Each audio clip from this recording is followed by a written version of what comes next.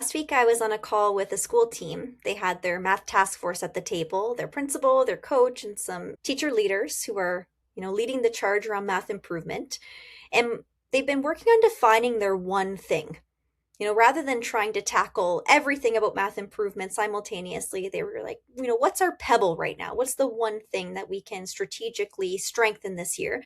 And the pebble is, they said, our students can compute well when we just give them the numbers, but they Sure. struggle to solve word problems. They struggle to identify the operator, particularly when they're working through multi step word problems. So that is the pebble we're going to unpack today in this episode. Okay, I know we're gonna get into it. And Beth is smiling like big smiles because she knows that she wants to. She's ready to like sink her teeth into this. Sure am. Before we do, I wanna. We used to we talk about this. I think if you go back in the history of the archives of this show, this is a huge topic that we talk about often. It was how do we help kids with word problems, and how do we help them persevere through challenging and solving challenging problems. And here's what I remember when I was first beginning teachers. That is how my school district or my coaches used to help you with, like, how do you help a kid with word problems? Like, what are the moves the teacher should do to help with word problems? And I'm going to say two things or three things, and then this might derail us, I don't know, but one of those things was highlighters. Another one of those things was anchor charts. And then another one of those things were problem solving frameworks. Mm. And so what I mean by all three of these was, like, there was a time where we spent time in professional development sessions that if we wanted to help kids with word problems, that we should be highlighters were the fix all. This highlighter was going to solve our problems because we're going to highlight keywords. We're going to look for the operations. Like, this was a place, like, that was all we were focusing on. And so for a time, it was like highlighters were on every desk. And I think while there's some merit there, I think some of the pieces of that were like good, but then it was like, but the focus was highlighters. It was like that was going to be the fix all, which was the same for the problem solving framework. So it's like, oh yeah, there's 4 boxes here. Just fill in the key information in the 4 boxes, and voila, problem will be solved. And it was like, this will just lead you to naturally solve every single word problem there is, which I think for a lot of us in those early years, we're like thinking, wait a minute, let's follow the word problem framework, and we should be able to solve these problems. Same with our anchor charts. Let's just put as many anchor charts across the room as we can. We'll just look at which one's the right one. And those were the ways that we in the old days attempted to solve or help kids with word problems. But I wanted to bring those up because our views over the years, as we learn, my views specifically changed on those 3 tools significantly, not as tools themselves, but how we use those tools. And how they became the focus or less of a focus over time. So let's unpack. That's why I wanted to kind of present what we used to do, but maybe Beth's going to share what we should do. Well, I think that it gets back to this big idea that when we know better, we do better, right? So, I mean, Mm-hmm. we've all been in a situation where we've tried to really proceduralize problem solving. And I think the big idea here is why do we have students work through word problems? What's the why behind it? Well, it's because we want to create resilient problem solvers, right? Mm-hmm. So, when I hear things like, well, my students can calculate, they have no problem with the calculating piece. They can compute. If I give them numbers and I tell them what operation to use, they can calculate, but they can't solve a word problem. Well, what's our goal of math instruction? It's to create problem solvers and logical thinkers and critical thinkers. And so problem solving needs to shift. The way that we approach it needs to shift. So, I can jump into a few suggestions. I will share a couple of ahas with you. So, as I was going through my own journey of trying to figure out how to best support my students, I was at a conference. This was probably going on 15, 20 years ago now. And the speaker said something that just resonated with me, and I've held on to it ever since. And the speaker said that the numbers are the least important part in a word problem. And I know for a lot of teachers, that's really scary because the first thing we do is we point students right to the numbers, highlight the numbers. We got to know what numbers we're working with, right? But if you think about it, the problem in and of itself, the situation, is what's most important. Once we have the situation figured out and we have a plan, maybe a sketch or drawing, a chart, we know how to enter into the problem. we could put any numbers into that problem and then be able to solve it. So it's shifting our thinking away from focusing on the numbers most to focusing on the problem in and of itself. And so that's one big aha for me. So Yvette, I'm going to let you jump in here and then I'll chime back in again. Interesting, John, because you were talking about, I'm guessing 10, 15 years ago, 20 years ago, what we were doing. But it's interesting because at the time, here in our Ontario curriculum, they didn't have a problem solving model in elementary. They basically said, you need to model the problem. Like it wasn't this like proceduralized structure. And so then they gave recommendations. It's like act it out. Like actually get the items in the problem and model the behavior through physical actions. Draw a picture of it. Create a visual representation of what's actually happening here in the problem.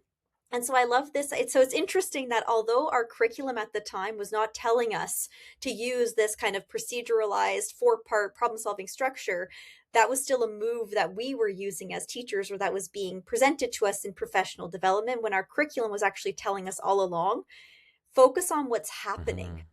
Like actually focus, is this a joining problem? Is this a separating problem? Are we comparing? Are we looking at, fair sharing scenarios?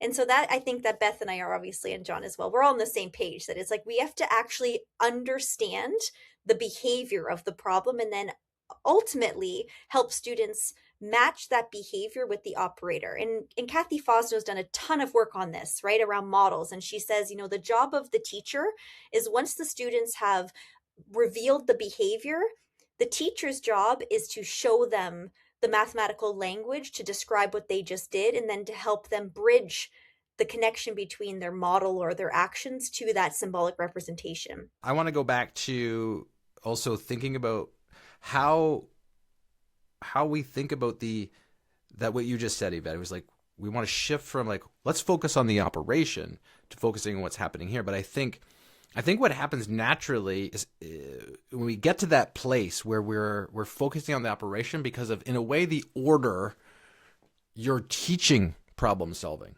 And I think that it plays a huge factor into this idea of like kids struggle with problem solving, and because we're like starting with we call them here on the podcast all the time is like the naked problems. Like you're teaching naked problems, you're teaching operations. And then when you get to word problems, it's a different world. And it's all of a sudden now you're trying to proceduralize why the highlighter makes sense, because it's like, well, we've focused on numbers and operations so much to get to this point. Now we're going to apply this. And so now we have to go like, well, look for the numbers and then we'll figure out the operation. And then it's like the naked problem.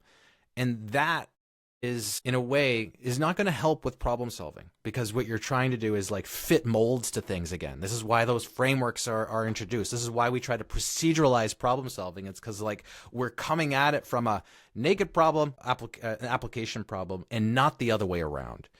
Like we all, like the three of us, know that when we teach our problem, like teach math now, we teach through context. Like you talked about Kathy Fosno's, this context for learning. Like we want to teach through this so that we can see the behaviors. We want to teach through this so that the naked problems are the problems maybe we do after. And it becomes, now we have to bridge that gap.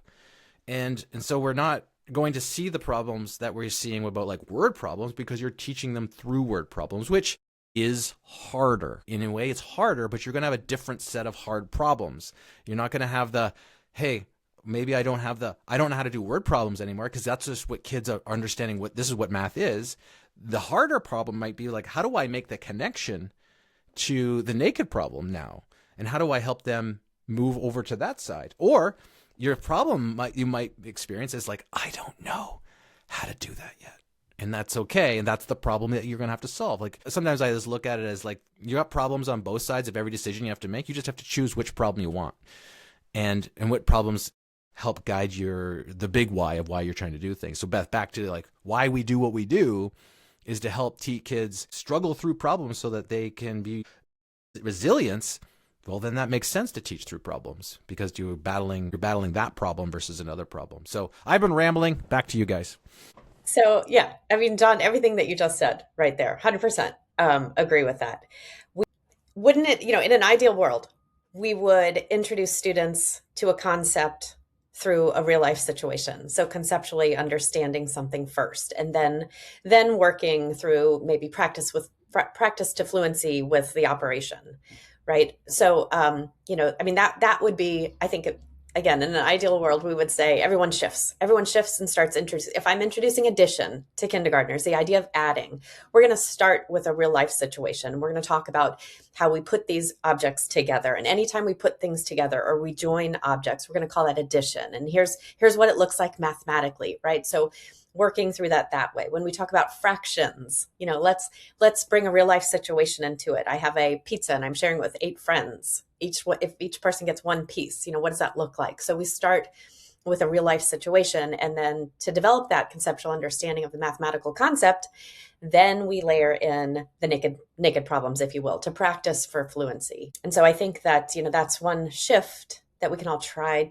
to make, right? Another thing that I would say that I hear often from teachers is that, maybe on the assessment that my kids took, there was this zinger problem when I never taught it. I never taught them how to go through this type of problem before. And I often explain this as, those problems are there intentionally to get students seeing that they can take their understanding and apply it in an unfamiliar situation. Because again, if we get back to real life math, nobody out there listening to this podcast right now goes to work or has a significant other that goes to work and is handed a sheet of naked problems to do. They're always solving a problem, and they're not solving the same problem over and over and over again. They're solving a new unfamiliar problem where they're having to look back and take everything that they learned from solving previous problems and apply it to this new situation. Yeah. And so that's why those zingers show up, and we have to let our students learn to persevere through those. And the best way to do that is to get them understanding those situations, right? Having the tools to be able to visualize what's happening in this problem, maybe draw a quick sketch or a model, and then focusing on the operations in order to solve it. For sure.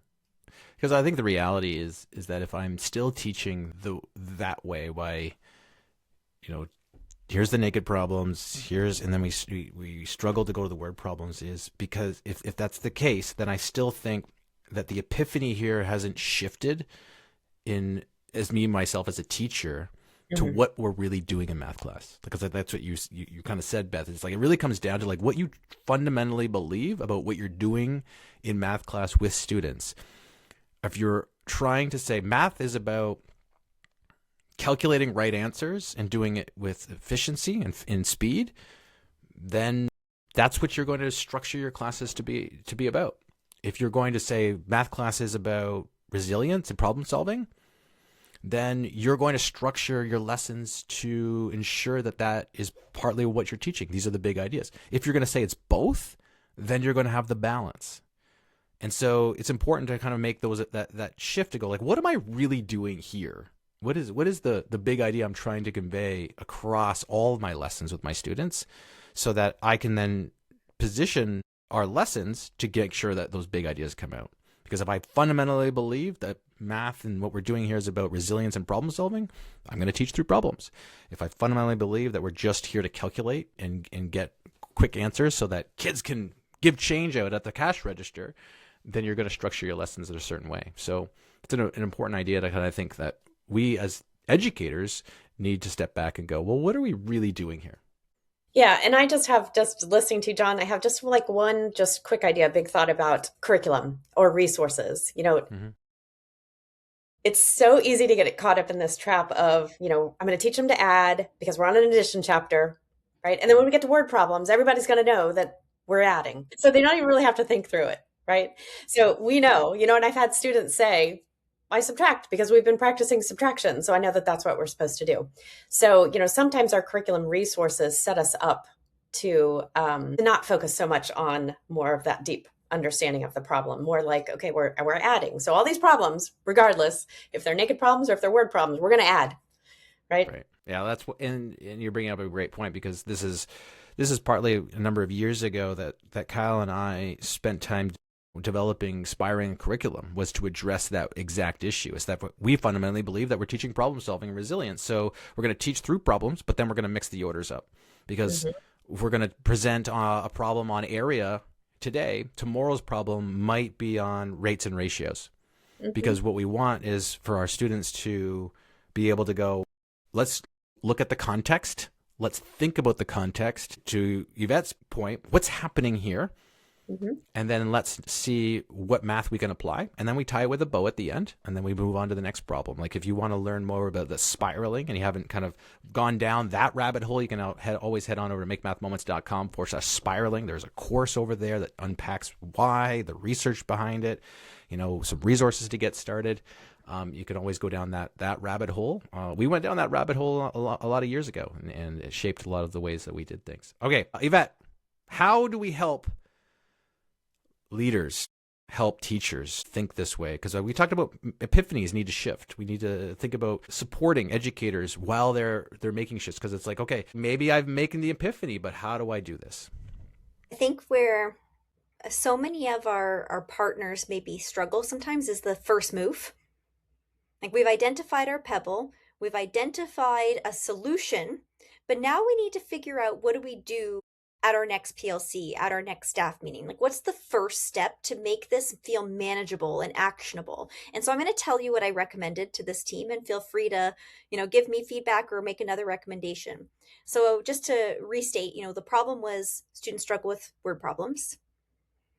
Our solution was, well, we need to model it. We need to model the behavior in the problem and then name the operator rather than the other way around.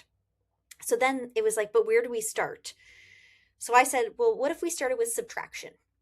Rather than trying to tackle all of the behavior simultaneously, it's like, let's just start with subtraction. I've always make this recommendation, as you know, because I'm like, it's a high leverage operator. That you talked about epiphanies. I think it's amazing when people realize what they didn't know about subtraction. It's like we try to lump subtraction all into this like one bucket, when in reality, some people argue subtraction has 4 different behaviors. Sometimes people would argue more than 4. So then they said, well, what resource should we use? And I was like, you should use your curriculum. So I said, what if everybody, and they're a K-6 school, went back to their curriculum and you asked them, bring a word problem that includes subtraction to our next staff meeting or PLC. And then what if we looked at those word problems and we actually kind of started to group them? Like, well, take the numbers away, right? It doesn't matter if we're adding fractions, if we're adding decimals, if we're adding large whole numbers, small whole numbers. Can we start to group them as far as behavior? Like what's actually happening in the subtraction problem? And then ideally, we're going to start to reveal these different problem types or the behaviors of subtraction. Like, are these removal or separating problems? Are these comparison problems? Are these missing add-in problems? Because I think that it sometimes starts with awareness that we assume that students are going to pick up on the fact, well, of course, that's subtraction. But subtraction is a little bit more complex than that when you think about the different ways that we use subtraction to represent mathematical situations. So that was kind of my first step, was just to say, like, let's just take word problems from your own curriculum, bring them to the table at the staff meeting, and start to group them based on behavior. Yeah, Nice. like what you're describing is in a way, like your approach to supporting educators in this way is a lot different than, say, what I shared at the very beginning, right? Because the way at the beginning was like, the way that, say, I was supported in terms of helping with word problems was that, well, here's the answer. You need to do this, this, and this, and here's some tools to help you, and here's some resources to help you, which is in a way, I think math leaders or math professional development providers trying to proceduralize how to solve word problems instead of taking the step back and asking the same questions that we're trying to ask students, which is, let's shift away from operation. Let's shift away from proceduralizing things and go, what's happening here? Which in a way is asking you to say, what is the big learning that you want this group of people to understand? Because the way you just described that professional learning experience, Yvette, was basically saying, actually, I don't want to just proceduralize that problem solving is this. Even though you could have, you're saying, actually, there's a big idea here around the math that we need to unpack, and we should take some time to help them productively struggle through their learning around that, and then what that looks like in the classroom. because that's a different approach than saying, well, here's the procedural way to solve this problem, which is like how to teach this. Those are two different ways I think you're thinking about professional development. And I think it actually speaks to exactly what we're talking about here, is how to step back and go, let's not proceduralize. Let's not focus on operation. Let's focus on what's happening here and understand the context and understand what is the big idea you want to share, and designing professional learning around that. Because I think that's important. Agreed. I'll be interested to see, that was the first step for this team. And my recommendation always as well is, I feel overwhelmed when we're talking about all content in the K-8 or K-12 curriculum. Sure. Like in my mind, it's like I have to go narrow first to be able to go deep and then eventually broad. So that's kind of always my recommendation, is when we're focusing on strengthening our mathematical content knowledge, building our own mathematical proficiency, it's like make it manageable. So start with something that feels simple, like subtraction. Have some mathematical epiphanies around, subtractions may be a little more complex than we thought. We're just assuming students can pick up on all these different behaviors of subtraction and say, oh, that's subtraction, when they haven't necessarily had explicit instruction around making those connections between the modeling of that situation and the abstract representation of subtraction. And so maybe it feels narrow. You're like, well, it's just subtraction. What about all of the other? And the cool thing, though, was that they had the epiphany, this team, that they were like, well, because they were at first thinking, well, how do we make this work for K6 or K8? And they were the ones that were like, well, it's just, we're all still using subtraction. We're just subtracting more complex numbers. But the behavior isn't different. So the grade 8s might be subtracting fractions or subtracting decimals. The kinders might be subtracting single-digit whole numbers. But there's this common opportunity for the whole staff to be engaged in this learning and for it to feel relevant, especially if they bring their own curriculum resource.